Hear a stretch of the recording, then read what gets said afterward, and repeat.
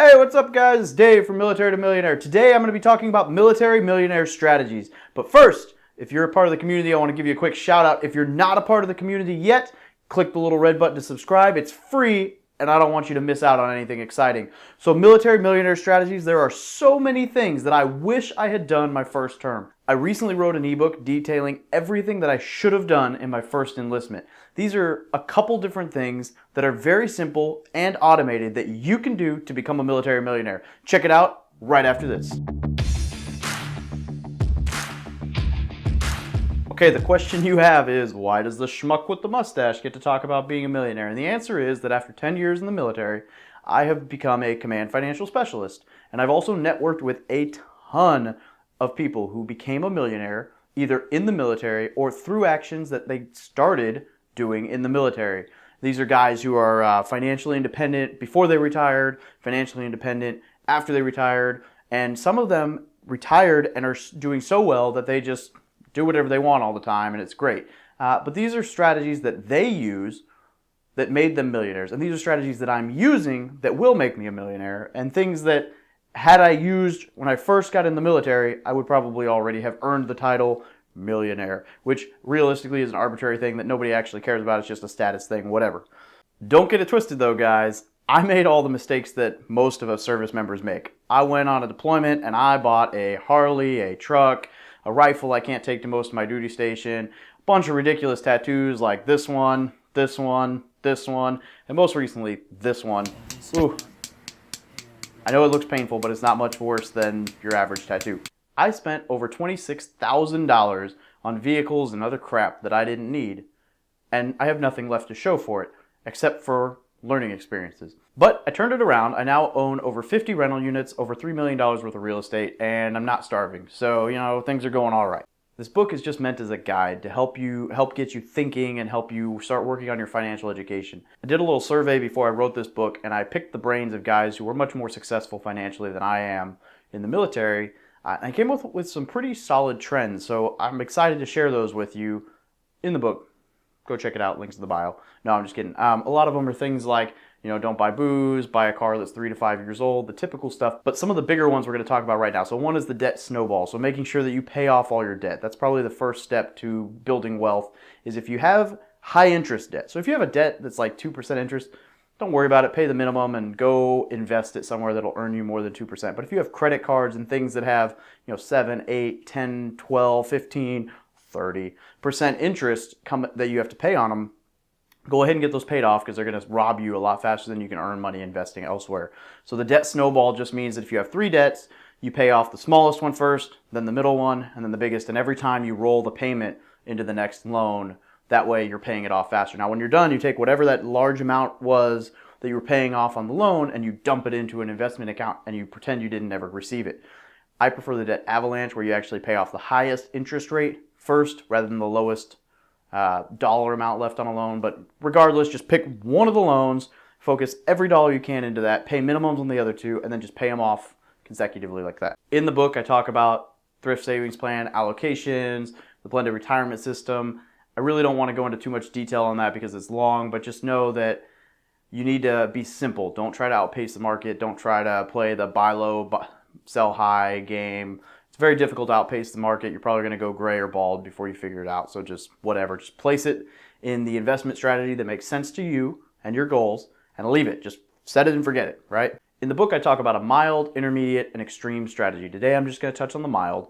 But the idea is this. You set up a savings allotment and you set up a TSP allocation that come directly out of your paycheck, and you just pretend you don't even see them. So for me, my allotments go to different banks so that I have to go out of my way to figure out how they're doing. That way, I can't just take money out. This is what my friend Alex Fleece calls the no self-control budgeting, and it's really important because I like to buy shiny things. So by making it very difficult for myself to purchase items without thinking about it ahead of time, because I have to transfer funds or this and that and the other, just makes it more difficult, and it makes me much more likely to exercise a little discipline rather than just buying this first shiny thing that I see on Amazon. The mild strategy is that you put about 10% of your base pay, like $340 away in a savings account every single week or every single paycheck, and then you put 10% into your thrift savings plan, and that'll give you the 5% match if you're using the blended retirement system for 15%. And this will help you build both a retirement plan and a savings account so that when you get out after your 4 years, you have a little bit of a nest egg for retirement, which will continue to compound over time, and you have a savings so that you have capital to invest with. This is key because, I mean, let's face it, you never know what's going to come at you. Guys get out of the military, and I'm not going to say this is going to happen to you, but if you got a DUI, you need to have that savings account to make sure you keep your head above water once you're out. Or just whatever happens, right? You go buy a fancy car, whatever. It's good to have a little cash as an emergency fund or a rainy day fund set aside. I'm not going to bore you with all the math, but know that throughout the book, I did all of this based as if you were an E1 who never got promoted, and we never factored your time in service into your pay. So it's just the bare minimum when you first enter the military dollar amount that you're getting paid. So I factored all the math off. That being said, if you follow the strategy, you'll put away about $6,000 a year, about $24,000 by the end of your first 4-year enlistment. And this is not factoring in interest rates, other investments, compounding effects, pay raises, promotions, any of that stuff. This is like the bare minimum at that percentage level. $24,000, half of it in your TSP, half of it in your pocket to just exit the service and go enjoy your life. Now, it's not a lot, but that's a lot more than 90% of the people who get out of the military, and 24 grand will be enough to buy you a house in a lot of markets, buy you a car, have an emergency fund, and just make sure you can weather any storms that come up.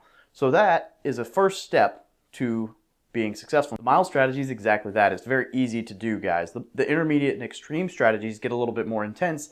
In fact, you can actually leave the service with over $60,000 saved after just 4 years, and that extreme strategy, the TSP, will actually grow theoretically large enough that you could retire off just that amount. So then the rest of your life, anything you do investment wise is just to make ends meet or make you more comfortable, but you know that your end state is taken care of, and that is very powerful. So this is a step to legitimately set yourself up to be a millionaire by the time you retire at age 61, 62, whenever you decide to pull the plug, by just putting away a little money in that 4 years when you first join the military. Talk about a powerful thing, being able to just know that your retirement's taken care of. You know how many Americans don't know their retirement's taken care of? Even people who are already retired. Like, let that sink in. There are people who are retired who still haven't figured out how to set themselves up for retirement.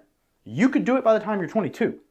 I could be done with I kick myself every day because I messed up and I put my TSP allocation in the worst fund and I didn't put enough money in it, and I'm still investing in it, and it's not bad.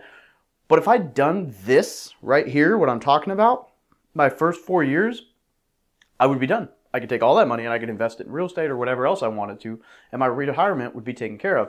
Whereas right now, I'm still working towards it because compound interest and time is not on my side like it would have been 10 years ago. So guys, I implore you, think about the opportunity cost, the amount of money you're going to lose by not taking action now, and just avoid buying the Jordans for a day and go invest in your TSP and invest in your future. Like, having your retirement taken care of before you're 25 is just, that's mind-bogglingly awesome. Go do it. All right, so the too long didn't read in my actual blog post is, you know what, I'm just going to read it to you because I don't want to mess this up. You can save a ton of money in your first enlistment in the military. In order to do this, you have to be intentional with your savings and investment strategies. If I had done all of this, I could already be a military millionaire. And then I put in there, last chance to get your free ebook, click the link. So I'll put a link down below. It is for my ebook. It's totally free. Check it out. Let me know what you think. I want some feedback. But the reality is that stop wasting time. Go invest in yourself and go invest in your savings, your retirement, so that you can take care of yourself in the long run. Guys, becoming a millionaire in the military is easy. The problem is that it is not fun at first, right? Like, you're not going to be like, ooh, man, let me not go hang out with my buddies and not go drink because when I'm 40 years older, I'm going to be rich. Like, that's not an easy thing to say. However, it'll change your life. Whereas going out and getting drunk with your friends right now, that's cool, but why not just be the DD and have like one drink and just hang out, be safe, take care of your buddies, and then have your retirement and a nice car when you're retired, and then take care of your buddies again because they were out drinking and you're the wealthy one and they're asking you for help. I don't know, my 2 cents. Send me a comment down below. Let me know what you think. Subscribe and join the channel to get more information. We have some big names coming out on our interviews. We have some exciting content coming out. Hey, if you got something out of this, Please share it with your buddies. The more people in the military who understand the power of their income and how to invest in themselves and invest in their future in order to become financially independent, the better off our military will be. Thanks, guys. Have a great day.